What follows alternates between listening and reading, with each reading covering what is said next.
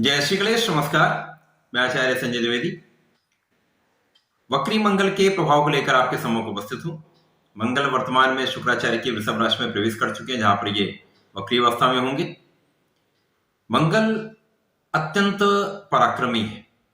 जब भी कोई ग्रह वक्री अवस्था में आता है तो उसके सामर्थ्य में, उसके बल में वृद्धि हो जाती है। तो मंगल तो ऊर्जा का स्रोत है, अत्यंत पराक्रमी है।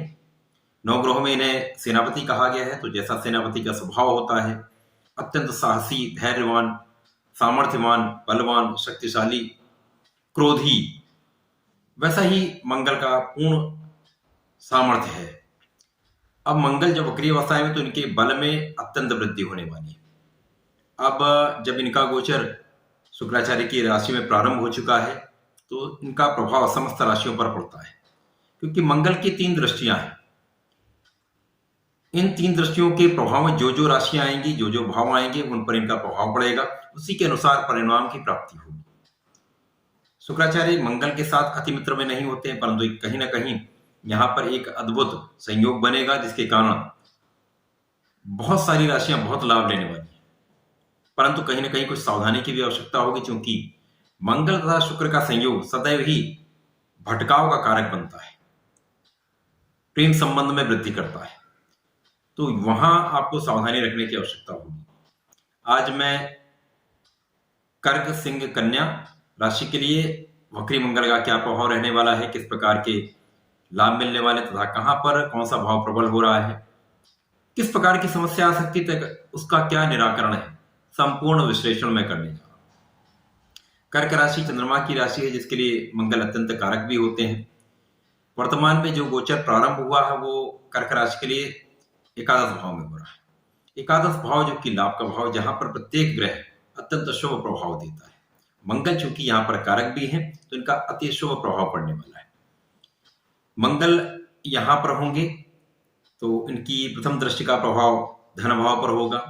तो जो यहां पर लाभ भाव में स्थित होकर जब धन भाव पर दृष्टि डालेंगे तो इस भाव को वृद्धि करेंगे, इस भाव के प्रभाव में वृद्धि हो जाएगी, तो धन का भाव प्रबल होगा, धन का प्रचुर लाभ आप लेंगे। साथ ही साथ परिवार के भाव में वृद्धि होगी।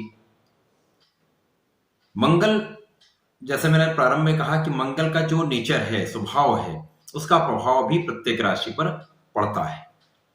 तो यहां पर जो इनके क्रोध का स्वभाव है, क्रोधी स्वभाव है, अचानक एग्रेशन आता है, इसका प्रभाव भी पड़ेगा।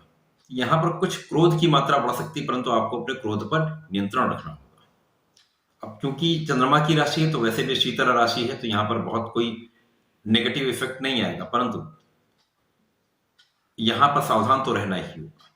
मंगल की द्वितीय दृष्टि का प्रभाव पंचम पर होगा, जहां पर मंगल की ही वृश्चिक राशि बनती है। अपनी राशि पर जब भी कोई ग्रह दृष्टि डालता है तो उसके प्रभाव में कई गुना वृद्धि हो जाती है। अब कर्क राशि के लिए परम कारक है, पंचम भाव के स्वामी है, तो पंचम भाव अत्यंत प्रबल होने वाला है। यहाँ पर आपके संतान सुख में वृद्धि होगी, संतान का लाभ मिलेगा, संतान से लाभ आपको प्राप्ति होगी। साथ ही साथ यहाँ पर आपके शिक्षा का भाव प्रबल होगा, शिक्षा में सफलता भी मिलेगी। परंतु यहाँ पर आपको सावधान इसलिए रहना होगा क्योंकि यहाँ पर शुक्राचार्य का भी राशि परिवर्तन हो चुका, शुक्राचार्य पंचम में ही स्थित है। तो मंगल शुक्राचार्य का जब भी परिवर्तन राजयोग बनेगा तो इनका सीधी दृष्टि का प्रभाव समसप्तम प्रभाव पड़ रहा है। अब समसप्तम प्रभाव पड़ेगा तो निश्चित रूप से यहाँ प्रेम संबंध में वृद्धि होगी। तो भटकाव का कारण कहीं आपके शिक्षा में व्यवधान ना डाले, इसलिए आपको अति सतर्क रहना होगा। बाकी आप प्रबल धन का लाभ लेने वाले हैं, शिक्षा से लाभ लेने वाले हैं, संतान का सुख लेने वाले हैं। मंगल की तृतीय दृष्टि का प्रभाव आपके सिस्टम पर होगा, जिसके कारण आपके शत्रुओं का पराभव होगा। परंतु यहां पर आपको ऋण से बचना होगा, किसी को भी आप उधार मत दें। उधार देंगे तो धन की वापसी संभव नहीं। यदि ऐसा करते तो निश्चित रूप से आप बहुत यहां लाभ लेने वाले हैं। तो इस मंगल के गोचर काल में कर्क राशि के जातकों को प्रबल धन का लाभ निश्चित रूप से मिलेगा, शिक्षा में उन्नति होगी, परंतु भटकाव भी होगा, वहां आपको नियंत्रण रखना होगा।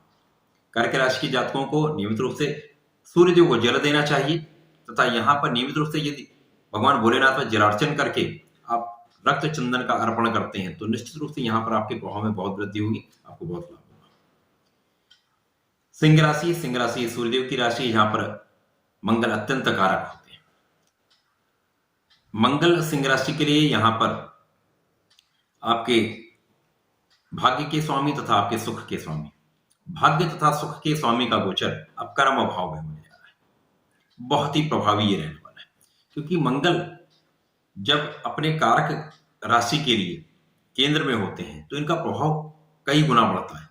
जैसे मैंने कहा, ये अत्यंत पराक्रमी है, ऊर्जा का स्रोत है, तो आपकी कार्य क्षमता में बहुत वृद्धि हो जाएगी, आपके कार्य क्षेत्र में बहुत वृद्धि हो जाएगी, आपके कार्य का विस्तार हो जाएगा।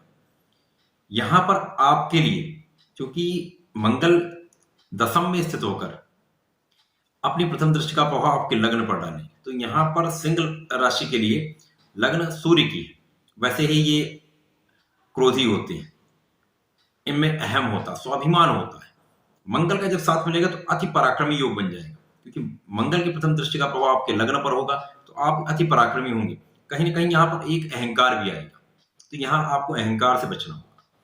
मंगल की द्वितीय दृष्टि का प्रभाव आपके चतुर्थ भाव पर होगा, जो कि सुख का भाव है, सुख संपत्ति का भाव है, भूमि भवन का भाव है। यहाँ पर जब दृष्टि डालें तो इस समय में मंगल जब तक यहाँ पर रहेंगे तो निश्चित रूप से आपके लिए भूमि भवन का योग बना रहे हैं, यहाँ पर आपकी संपत्ति का योग बना रहे हैं, वाहन का योग।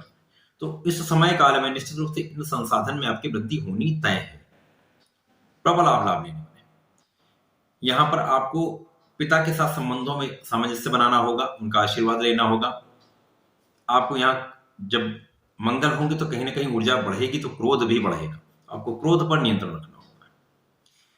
यदि समस्त राशियां 2 पॉइंट्स पर ध्यान दें, एक अपने क्रोध पर नियंत्रण रखें, जल्दीबाजी पे कोई कार्य ना करें, दूसरा अपने मन पर नियंत्रण रख लेते हैं, भटकाव से नहीं, भटकते नहीं है, तो निश्चित रूप से ये समय काल आपके लिए अत्यंत लाभ देने वाला है। आपके अंदर ऊर्जा का प्रवाह बहुत अच्छा रहने वाला है। मंगल की तृतीय दृष्टि का प्रभाव आपके पंचम पर होगा, तो निश्चित रूप से यहां पर शिक्षा का भाव, संतान का भाव, प्रेम का भाव प्रबल होगा। यहां पर आपकी स्थिति ज्यादा अच्छी है, आप अच्छा लाभ लेंगे, परंतु जैसे मैंने कहा, आपको भटकाव से बचना होगा। यह समयावधि आपके लिए सुख संपत्ति का अर्जन करने वाला है, कार्य क्षेत्र में विस्तार का है, तो निश्चित रूप से बहुत लाभ लेने वाले हैं। कन्या राशि बुध की राशि है, जहां पर मंगल के साथ इनका मित्रवत भाव नहीं होता है, परंतु यहां पर मंगल अष्टम भाव के स्वामी तथा यहां पराक्रम के स्वामी। अब ये जो गोचर होने जा रहा है वो नवम भाव में होने जा रहा है।